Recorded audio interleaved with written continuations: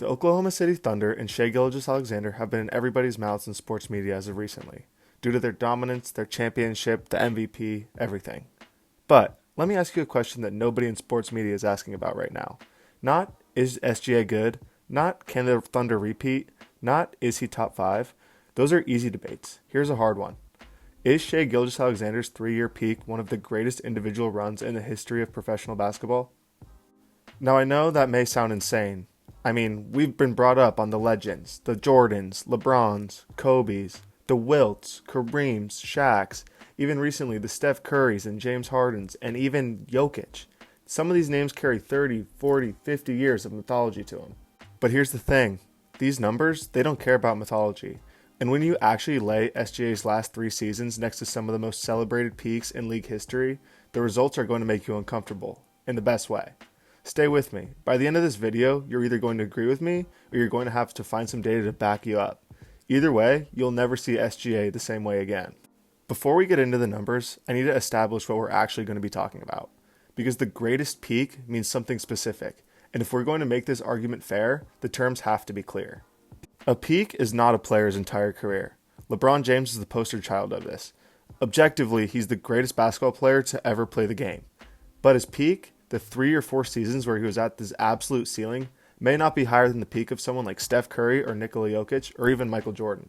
That distinction goes somewhere else, and that's okay. Career and peaks are different conversations. A peak is the concentrated window, usually 3 to 5 seasons where a player is operating at the very top of what any human being has ever done on a basketball floor. The years where you look at the stat sheet and think, there's no way this is real. But what actually defines an all-time peak, and what are we going to be looking at in today's video? We're going to be looking at 5 key factors, including scoring volume and efficiency simultaneously at elite levels, multi-dimensional impact, not just being a scorer, but also being a playmaker and a defensive mastermind, dominance relative to their peers, not just good, historically separated, team success that validates individual performance, and statistical combinations that appear rarely or never before in league history. Now go run SGA's last 3 seasons through that checklist. Every single box gets checked. We're going to be talking about the seasons from the 2022 till today, and this season, Shai Gilgeous-Alexander has the opportunity to do something this week that's never been done in the history of the NBA. In the 2022-2023 season, SGA averages 31.4 points a night, finishes 4th in the league in scoring, makes his first All-NBA first team, leading OKC to 40 wins that on a roster 1 year before had been a lottery team, and he does it on 51% shooting from the field. 51% while averaging 31 a night. The league notices. He finishes 5th in MVP voting, and the national media files it under rising star and moves on. In the second year of his peak, the 2023-2024 season, he improves yet again, averaging 30.1 points a night, 6.2 assists, and 5.5 rebounds, while leading the league in steals per game with 2.0 a night. That assist number is a career high, proving he's able to develop as a playmaker and not just a scorer. And the steals title for the first time in his career belongs to Shai Gilgeous-Alexander. The Thunder are back, finishing as the 1 seed in the West with a 57-25 record. He finishes 2nd in the MVP voting this year behind only Nikola Jokic's 3-peat campaign. He averages 53.5% from the field that season, making 601 free throws at the same time, the most in the league. He is, in measurable terms, the 2nd best player on the planet that year. Most players spend their entire career trying to reach that. These past 2 seasons established SGA as one of the best players in the world, but the 2024-2025 season was his magnum opus. It was the season everything crystallized. He averaged 32.7 points a night, his 3rd consecutive 30-point season. Only a handful of players in league history have averaged 30-plus for 3 straight years. On top of this, he led the Thunder to a 68-14 record. The Thunder's point differential of 12.9 points a night was an all-time NBA record. And, to cap the season off, not only did he win the regular season MVP, the first of his career, the scoring title, and the finals MVP in the same year, this was only the 4th time a player's ever done this, joining Jordan, Kareem, and Shaq. And it would be absolutely impossible to talk about SGA's peak without including what he's been able to do this year. Starting off the season with a 25-1 record, the Thunder were on historic pace and may even have been able to catch the 2015-2016 Warriors if not for having injuries totally derail their season. But, even in spite of that, every single game this season, SGA has put up 20-plus points, and that's the history that I wanted to talk about. This week, he's going to pass Wilt Chamberlain with the most consecutive 20-plus point games, and he has absolutely no signs of slowing down. And who better to compare historical peaks with than Mr. Michael Jeffrey Jordan himself? Every old head's GOAT. And I want to be careful here. I'm not saying Shai Gilgeous-Alexander is Michael Jordan. Although, in my opinion, he's better, but that's a conversation for a different day. What I'm saying here is that in the 2024-2025 season specifically, SGA did something that only Michael Jordan has ever done in the history of the sport. Gilgeous-Alexander joined Michael Jordan as the only players in NBA history to average at least 32 points and 6 assists a night while shooting 50% or better from the field in a season. Jordan accomplished this feat twice in the 88-89 and the 89-90 seasons. Read that again. The only players in NBA history to hit those three numbers simultaneously, 32 points, 6 assists, and 50% shooting, are Michael Jordan and Shai Gilgeous-Alexander. That's the list. Now on the graphic in front of you, you can see the seasons between Jordan's 88-89 and SGA as of 2024-2025. The numbers are nearly identical. Yes, Jordan's assisting the ball a little better and rebounding the ball a little better, but he was playing in a much slower era with different spacing. SGA is playing in the most competitive era of basketball that's ever existed, and he's still putting up these dominant numbers. And when you look at the statistical combination of scoring volume, scoring efficiency, and playmaking, the fingerprint of SGA's peak season looks just like Michael Jordan's. And I don't know how you can say that out loud and still act like this is just a good player having a good run regarding SGA. This is an all-time peak. And here's the part of the SGA conversation that I think gets criminally underplayed. Everyone talks about his scoring. The pull-up jumper, the floater. I mean, the haters are going to talk about his free throw rate, but to me, the ability to draw fouls is actually a significant skill and one of the most underrated ones in the game. For you to slow the game down and be able to score a point, 2 points at will whenever you want to, that's a skill.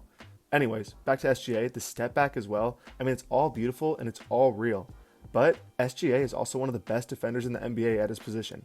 And during his peak, the two-way combination he's produced has almost no modern parallel. Last season, SGA was the only qualifying NBA player to average at least 1.5 steals and 1.0 blocks a night. For a 6'6 guard to average a block per game while leading the league in scoring is essentially unprecedented. Think about what it takes to lead the league in scoring and be the only player in the league averaging both 1.5 steals and a block a night. You're working hard on both ends every night. The Thunder last year had the best defensive rating in the NBA at 106.6.